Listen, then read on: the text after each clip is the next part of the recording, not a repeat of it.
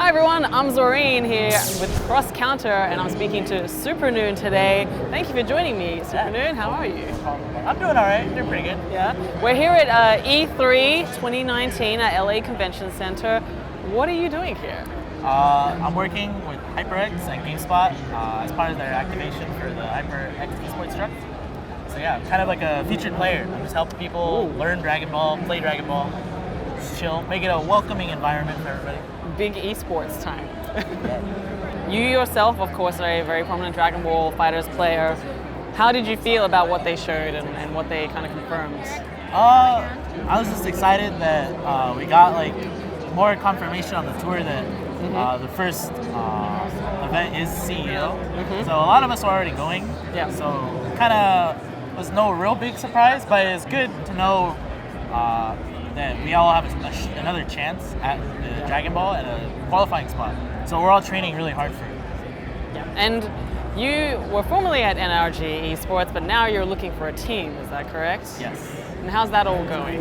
I'd say right now, without a lot of teams that I've talked to have asked me about, like the tour, and I can't really I couldn't speak on that because there was no detail, right? But now that the tour is announced, I feel like things will pick up, and maybe I might have a team soon, maybe. Ooh, exclusive announcement? Nothing confirmed yet.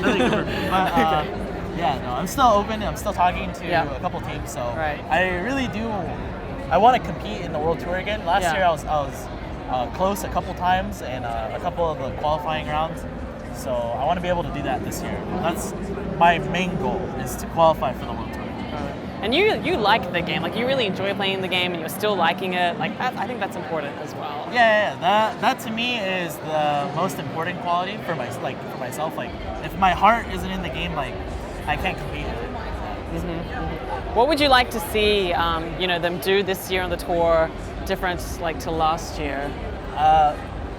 So I guess the major thing I'd want to see from the tour is more spots, more qualifying spots. So instead of it being 8, maybe increase it to 16. Or something like that. Again, it's a bigger finals. Because last year I felt like it was just really small and it didn't showcase enough of the players.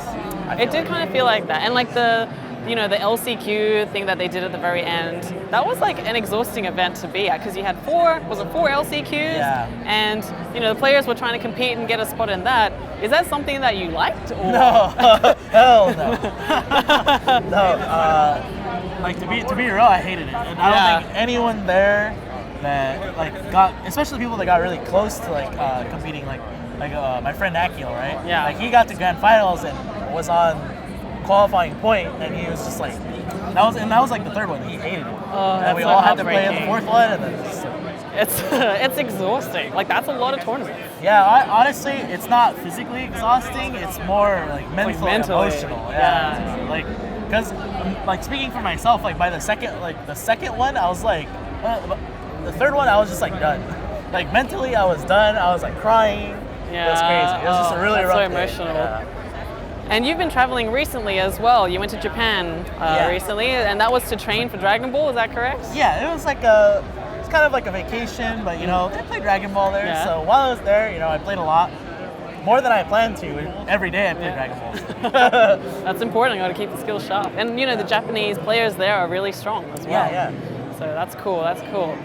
Well, going forward, looking at the tour and everything that's happening, I see you're also streaming as well. Yeah. What's the plan there? Are you trying to do more of that?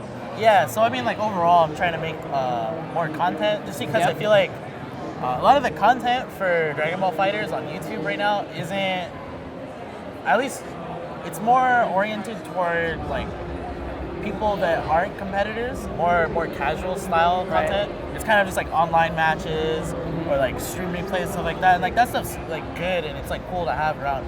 But I feel I've been thinking about it a lot and getting a lot of feedback on stuff I'm planning to do. It's kind of more from the mindset of a competitor, someone who's really serious and about it. There are people who go to tournaments, stuff like that, but they don't. There's things they always want to ask a pro player, things they're curious about, how do we get ready for tournaments? How do we feel in these situations that they're in as well? Because it's not all the same, right? So, Honestly, I think you should do memes. Like memes? you're king of meme content, man. Like do the fresh, drop the fresh memes. I'm a meme lord, I'd say. On Yeah. the low. Just a little. Lastly, anything to say to your fans out there? Just keep being you. Just be the best version of you can be. Support me. Follow me on Twitter at the Supernoon. That's about it. Just watch me when I play. That's about it. Cool. Well, thank you so much for your time today, Supernoon.